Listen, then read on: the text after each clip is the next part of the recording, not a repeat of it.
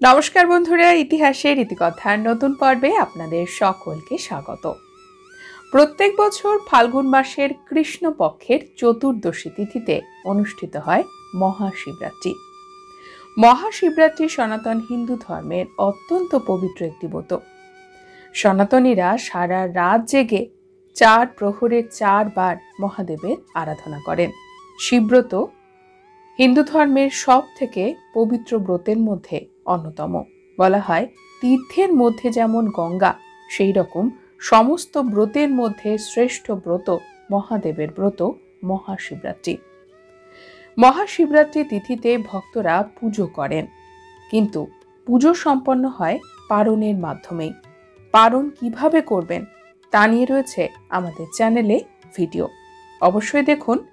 আজকের পর্বে যে বিষয়টি জানব সেটি হলো পারণ সম্পন্ন করার জন্য আমাদের খাবার কেমন হওয়া উচিত, আমরা কি খাবো এবং খাবো না পারণের দিনে। মহাশিবরাত্রির চতুর্থ প্রহরের পুজো সম্পন্ন হওয়ার পরে পারণ করতে হয়।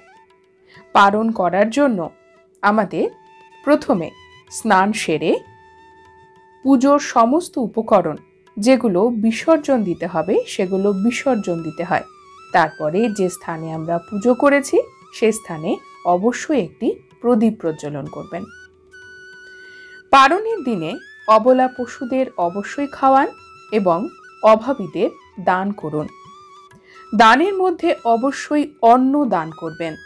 এছাড়াও অনেকেই এই দিনে অভাবীদের খাওয়ানো, অন্ন খাওয়াতে বলা হয়। যদি না পারেন তবে অন্ন দানও করতে পারেন অন্তত একজনকে। এছাড়াও ব্রাহ্মণ ভোজনও করাতে পারেন যদি ব্রাহ্মণ না পান, কারণ মহাশিবরাত্রি রাত্রিবেলা সারা রাত জেগে বহু পুরোহিতেরা পুজো করেন, সকালবেলা তাদের পাওয়া যায় না। তাই পারণের দিনে যদি কখনো ব্রাহ্মণ ভোজন করাতে না পারেন তবে যে কোনো ব্যক্তিকে ভোজন করালেই আপনার পারণ কিন্তু সম্পন্ন হবে। তবে ব্রাহ্মণ ভোজন বা কোনো ব্যক্তিকে অন্ন দান বা ভোজন করানোর পরে আপনি পুজোর প্রসাদ গ্রহণ করবেন। এই সময়ের মধ্যে কখনোই চা বা কফি খাবার যদি আপনাদের অভ্যেস থাকে সেটি কিন্তু করা যাবে না। পারণ শেষ না করার আগে চা বা কফি গ্রহণ করবেন না। আপনারা যদি ধূম্রপানও করে থাকেন তবেও কিন্তু সেটি করা যাবে না। কোনো ধরনের নেশা জাতীয় দ্রব্য গ্রহণ করা যাবে না পারণ সম্পন্ন করার আগে। প্রসাদ গ্রহণের পরে আপনি পারণ সম্পন্ন করলেন। এইবারে এই দিনে পারণ সম্পন্ন করার জন্য আপনাকে অবশ্যই অন্ন গ্রহণ করতে হবে। আপনারা যদি রুটি খেয়ে থাকেন তবে রুটি দিয়ে পারণ সম্পন্ন করতে পারেন, তার সাথে নিরামিষ তরকারি রান্না করতে পারেন।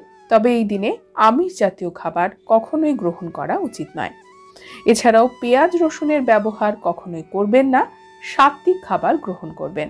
অন্নের মধ্যে ভাত খেতে পারেন পারণের দিনে। অন্ন গ্রহণ না করলে কিন্তু পারণ সম্পন্ন হয় না। পারণ অর্থাৎ আপনার পুজো আপনি সম্পূর্ণভাবে শেষ করলেন।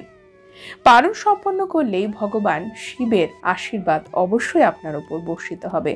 অনেকেই মহাশিবরাত্রি ব্রত তো করেন কিন্তু পারণ করেন না। পারণ না করলে পুজো কখনোই সম্পন্ন হয় না।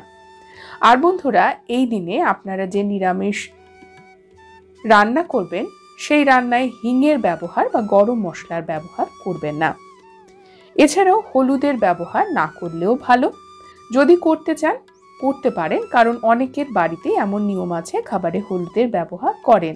যাদের বাড়িতে যেমন নিয়ম সেভাবেই সম্পন্ন করুন। কিন্তু পারণ সম্পন্ন অবশ্যই অন্ন গ্রহণের মাধ্যমে করবেন। প্রথমে পুজোর প্রসাদ গ্রহণ করুন, তারপরে।